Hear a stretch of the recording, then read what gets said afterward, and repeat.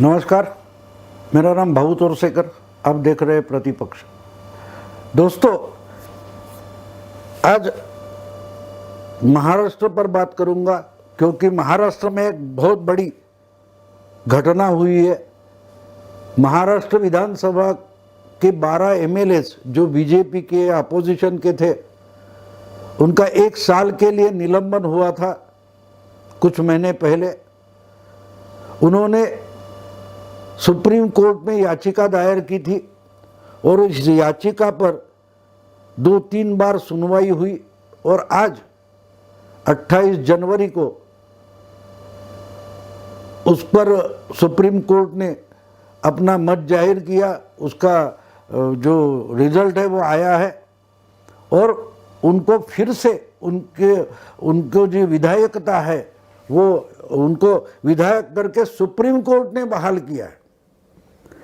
अच्छा, supreme court तो बहुत सारी बातें कर सकता है, लेकिन एक बात मानी जाती है कि हमारी जो व्यवस्था है उसमें जो विधायिका होती है, विधानसभा, लोकसभा, उसके जो कार्यवाही चलती है, कामकाज चलता है, उसमें कोई भी कोर्ट हस्तक्षेप नहीं कर सकता, ये माना गया है। और कुछ बातें ऐसी होती है, हमेशा एक बात होती है कि एक कानून होता है, एक रूल होता है, एक हमारी समझ होती है, तो हम वहीं तक सीमित होते हैं। एक कुछ फिल्म का गाना मुझे याद आता है, ज्ञान की जैसे सीमा ज्ञानी, गागर में सागर का पानी। आम्रपाली नाम की कोई फिल्म थी, उसमें ये लता मंगेशकर का गाया हुआ गीत है, जिसकी लाइन है, ज्ञान की जैसे सीमा ज्ञानी, गागर में सागर का पानी। यानी ज्ञान जो है, कोई भी ज्ञानी होता है, बुद्धिमान होता है, उसको लगता है, इंटेलेक्चुअल होता है कि दुनिया का सब ज्ञान मेरे पास ही है, मैं ही सीमा हूं ज्ञान की, ऐसा उसे लगता है। लेकिन पूरा का पूरा ज्ञान उसके पास नहीं होता। उसको लगता है कि मैं सर्वज्ञ हूं, लेकिन वो सर्वज्ञ नहीं होता। मान लो कि गागर भर का पानी है, उसको तो सागर नहीं मान सकते। कितनी बढ़िया लाइन उस शायर ने लिखी है, ज्ञान की जैसे सीमा ज्ञानी। यानी ज्ञानी को लगता है कि बस मैं ही ज्ञान की सीमा हूं, इसके आगे ज्ञान नहीं है। लेकिन उसका ज्ञान कितना होता है, गागर में सागर का पानी।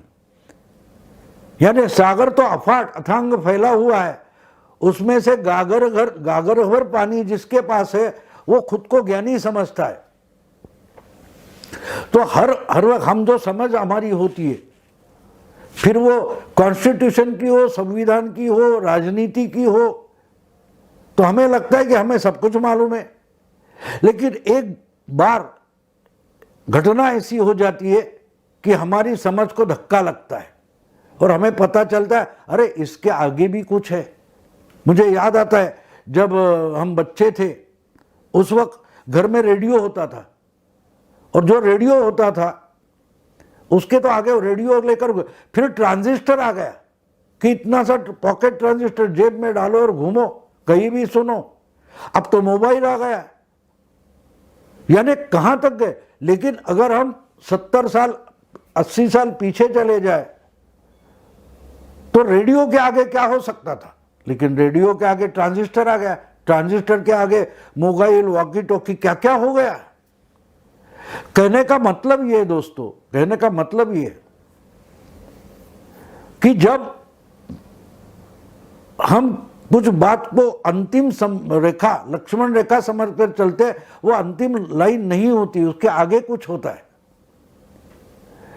और इसलिए जहां तक है वहां सीमित रहो, ये लक्ष्मण रेखा है। ये क्यों बोला गया, इसके आगे अगर जाओगे, अगर पता नहीं होगा तो गड़बड़ हो जाएगी। तो कॉन्स्टिट्यूशन है, घटना है, संविधान है, वो संविधान की व्याप्ति क्या है, कानून, रूल्स, रेगुलेशन, इसकी व्याप्ति क्या है, ये कहां तक पहुंचता है, यह हमें मालूम नहीं होता। लेकिन एक दिन आ जाता है, वो वैसा ही धक्का इस 12 एमएलए विधायकों के निलंबन के बाद सामने आ गया। लेकिन एक बात और है कि आज तक ये माना गया कि विधायिका यानी कि लेजिस्लेचर होता है, विधानसभा होती है, लोकसभा होती है, राज्यसभा होती है, उनके कामकाज में न्यायपालिका हस्तक्षेप नहीं कर सकती। लेकिन इस बार किया गया, क्योंकि जो पुनर्वसन इन 12 एमएलए का हुआ है, विधायकों का हुआ है, तो वो डिसीजन किसी सरकार का नहीं था, वो विधिमंडल का था, विधानसभा का था। विधानसभा में ये तय हो गया बहुमत से कि इनको निलंबित किया जाता है। और जब ये निलंबन हुआ है तो अब उस पर कोर्ट पे चर्चा नहीं हो सकती। ये अहंकार दिमाग में था, इसलिए हम कुछ भी कर सकते हैं, हमारे पास बहुमत है, बड़ी ताकत है, आधे से ज्यादा एमएलए हमारे साथ है, तो हम कुछ भी कर सकते हैं। विधानसभा को लोग, यानी कि अहंकार जब चढ़ जाता है तो आप तय कर सकते हो कि हम ही संविधान है, हम जो तय करेंगे वही संविधान है।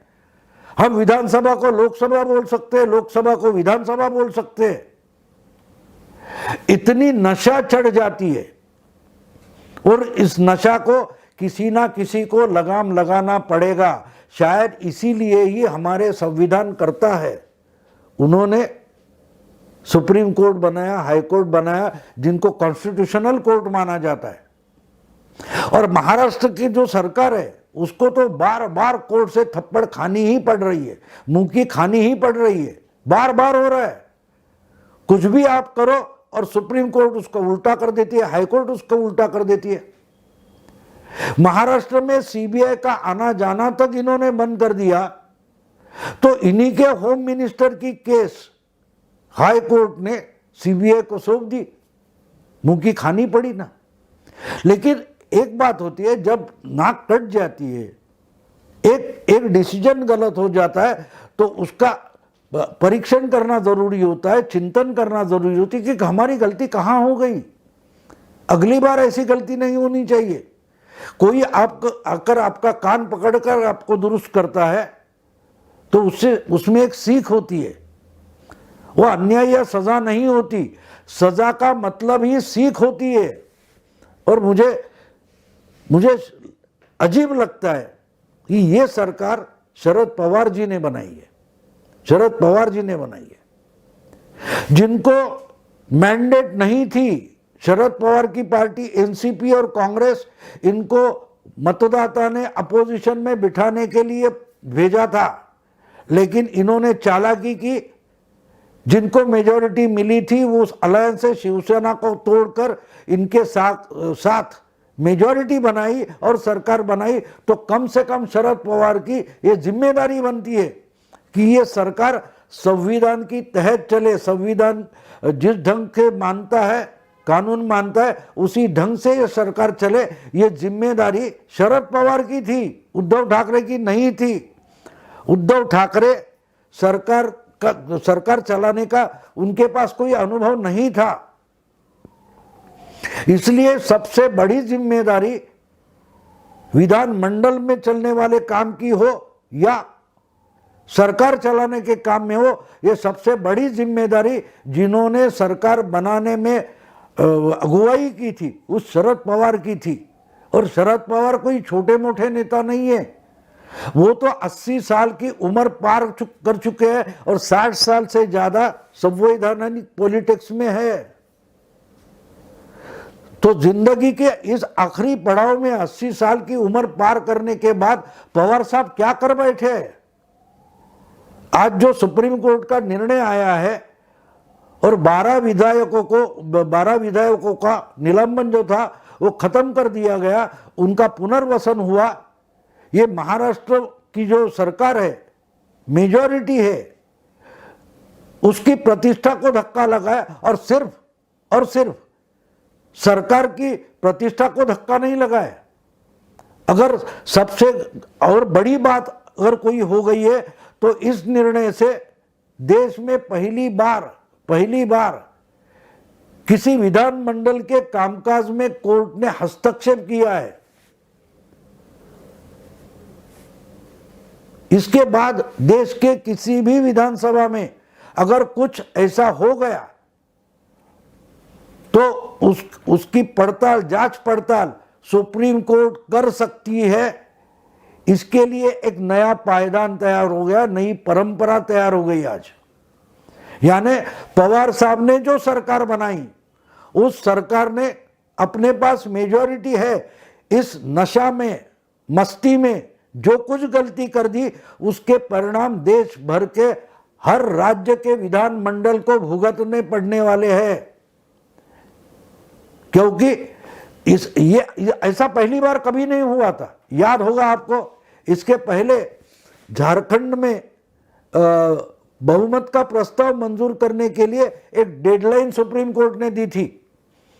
जब शिबू सोरेन चीफ मिनिस्टर बने थे, कांग्रेस, झारखंड मुक्ति मोर्चा और कुछ इंडिपेंडेंट मिलकर जो सरकार बनाई थी, उसको उस वक्त के राज्यपाल ने 30 दिन की मुदत दी थी, टाइम दिया था कि मेजॉरिटी प्रूव करने के लिए। सुप्रीम कोर्ट ने वो घटाकर कुछ एक डेडलाइन, तारीख दे दी थी, इस दिन के पहले आपको बहुमत, मेजॉरिटी दिखानी पड़ेगी। और शिबू सोरेन ने और उस समय के उनकी जो विधानसभा थी, उन्होंने वो काम किया नहीं और टाइम, वो तारीख खत्म होने को आई, रात 12 बजे अगर तारीख बदलती है तो सुप्रीम कोर्ट की अवहेलना हो जाएगी। इसलिए सेंट्रल गवर्नमेंट को हस्तक्षेप करना पड़ा था। शिवराज पाटिल उस वक्त केंद्र में यूपीए गवर्नमेंट के गृह मंत्री थे। अब जो क्राइसिस पैदा हो गया वो कॉन्स्टिट्यूशनल था, क्योंकि अगर उस वक्त वो टाइम अवहेलना हो जाती तो सुप्रीम कोर्ट को डिसीजन लेना पड़ता कि इस गवर्नमेंट का और इस विधानसभा का क्या करे, जिनको हमने मुदत दी थी, टाइम लिमिट दिया था कि इतने दिन में इस तारीख तक आपको ये मेजॉरिटी दिखानी है। नहीं तो सुप्रीम कोर्ट उस वक्त यहां तक जा सकती थी कि ये विधानसभा बर्खास्त करो, ये सरकार नहीं, ये विधानसभा बर्खास्त करो। जो विधानसभा संविधान का दायरा है वो तोड़कर आगे निकल रही है। विधानसभा हो, लोकसभा हो, कोई भी हो, उनको संविधान का दायरा नहीं तो पार करने होता, वो अधिकार नहीं है। आप संविधान के दायरे में रहकर ही जो कुछ करना है वो करो, हम उस पर उसकी दखल नहीं देंगे, उसमें दखल नहीं देंगे। ये मर्यादा सुप्रीम कोर्ट की है। लेकिन अगर कानून बनाने वाली जो व्यवस्था है, विधानमंडल है या लोकसभा है, वो अगर संविधान का दायरा तोड़कर आगे निकलती है तो उसको रोकना ये सुप्रीम कोर्ट की जिम्मेदारी होती है। और इस जो अभी जो लेटेस्ट डिसीजन आया है सुप्रीम कोर्ट का, उसमें सुप्रीम कोर्ट ने दिखा दिया है कि पहली बार इस देश के किसी विधानसभा ने अपना दायरा क्रॉस किया है। इसलिए जो निर्णय लिया है वो हम बर्खास्त करते हैं और उन 12 विधायकों को वापस विधानसभा का उनका जो सदस्यत्व है वो बहाल करते हैं। लेकिन इससे एक बात हो गई, एक बात तो क्लियर हो गई कि विधानसभा में जो निर्णय होता है, विधानमंडल में जो निर्णय हुआ है, उसकी भी जांच पड़ताल सुप्रीम कोर्ट कर सकती है। एक नई परंपरा यहां से शुरू हो गई और ये महाराष्ट्र की विधानसभा से शुरू हो गई, जिसमें शरद पवार जी को मानने वाले एमएलएज, विधायक बहुमत से है। जो सरकार पवार साहब ने बनाई है, पवार साहब के नेतृत्व में ये एमएलए, विधायक इकट्ठे हो गए, इन्होंने ये गलती कर दी होगी तो इसकी जिम्मेदारी किसकी बनती है? क्या कर बैठे पवार साहब? पवार साहब ने सरकार एक तो बनाई है, ऐसी सरकारें बनती है, बिगड़ती है, जाती है, आती है, छोड़ दो, वो बात बड़ी नहीं है, वो राजनीति की बात है। लेकिन पवार साहब ने जो सरकार बनाई, जो एमएलए, विधायक इकट्ठा करके एक सरकार बनाई, उस मेजॉरिटी विधायकों ने विधिमंडल में ऐसी बड़ी भारी गलती कर दी है कि जिसके परिणाम देश भर के विधानसभा में विधानसभाओं को भुगतने पड़ने वाले, क्योंकि महाराष्ट्र की सरकार ने या मेजॉरिटी ने विधानमंडल के दरवाजे सुप्रीम कोर्ट के हस्तक्षेप के लिए खुले कर दिए। यही बात जब विधानसभा के स्पीकर सभापति चुनने थे उस समय में होने वाली थी। राज्यपाल ने अड़ंगा लगाया था कि अगर आपको ये करना है तो इतने जल्दबाजी में आप नहीं कर सकते, तो इन्होंने वही मेजॉरिटी की ताकत पर बोल दिया था, आप मानो या ना मानो हम तो सभापति का चुनाव करेंगे। लेकिन आखिरी दिन शरद पवार ने हस्तक्षेप किया और बोल दिया था ऐसा मत करो, अभी जल्दबाजी में सभापति का चुनाव पूरा मत करो।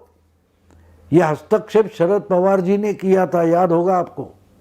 तो वही हस्तक्षेप शरद पवार जी उस 12 विधायकों के निलंबन के बाद में भी कर सकते थे कि भैया आपने कर दिया तो कर दिया, लेकिन गलती सुधारो, उनको फिर से बहाल करो। इतने दूर तक इतने लंबा निलंबन नहीं हो सकता, ये शरद पवार पहले कर सकते थे। और उनका अगर कोई सलाह हो तो ये सरकार महाविकास आघाड़ी की है, जो मेजॉरिटी है विधानसभा में, वो पवार साहब की सलाह नकार नहीं सकती थी। अगर सभापति के चुनाव के लिए पवार साहब ने जो सलाह दी वो इस सरकार ने या मेजॉरिटी ने नकारी नहीं थी, तो 12 विधायकों के निलंबन के बाद भी पवार अगर सलाह देते तो निलंबन जल्दी से खत्म कर दिया जाता, और वो कर दिया जाता तो ये जो याचिका थी उसकी सुनवाई सुप्रीम कोर्ट में खारिज हो जाती कि भैया अभी प्रॉब्लम बचा नहीं है, आप तो बहाल हो गए, तो हम आप पर डिसीजन क्यों ले ले। सुप्रीम कोर्ट वो याचिका खारिज कर देती कि अभी विषय खत्म हो गया। तो बंदी मुट्ठी लाखा की बोलते, यानी इस पर सुप्रीम कोर्ट अपना अधिकार नहीं जमा सकता था। लेकिन आज जब उसकी सुनवाई होकर डिसीजन आ गया तो डिसीजन ये कहता है कि इसके बाद किसी भी विधानमंडल में, किसी भी लोकसभा में अगर इस तरह से संवैधानिक दायरा पार किया जाता है और कोई याचिका लेकर आता है, कोई रिक्वेस्ट लेकर आता है, तो सुप्रीम कोर्ट उसकी दखल कर लेगी, उसकी जांच पड़ताल करेगी। आज तक ये हुआ नहीं है, ये हुआ नहीं है। कितनी बड़ी भारी गलती महाविकास आघाड़ी सरकार ने की है, और ये सरकार बनाने में शरद पवार ने की है। ये हिस्ट्री में लिखा जाएगा कि जिंदगी के आखिरी पड़ाव में जब पवार साहब थे तो उन्होंने ऐसी सरकार बनाई कि उसके हाथ से एक संवैधानिक बड़ी भारी गलती हो गई, जिस गलती के परिणाम देश भर के विधान मंडलों को भुगतनी पड़ी है। इसलिए मैंने ये सब्जेक्ट बनाया कि शरद पवार साहब ये क्या कर बैठे। जिंदगी के आखिरी पड़ाव में जब आप होते हो तो आपकी पूरी जिंदगी पर कोई कलंक ना लगे, उसकी चिंता करनी पड़ती है। पवार साहब ने शायद की नहीं। इतना ही कहकर रुकता हूँ आज, आगे और कुछ बोलूँगा, इस पर ज़्यादा बोलने की ज़रूरत है, फिर कभी समय आएगा तो बोलूँगा। अगर ये वीडियो आपको पसंद आए तो लाइक कीजिए, शेयर कीजिए, फॉरवर्ड कीजिए और प्रतिपक्ष को सब्सक्राइब कीजिए। नमस्कार।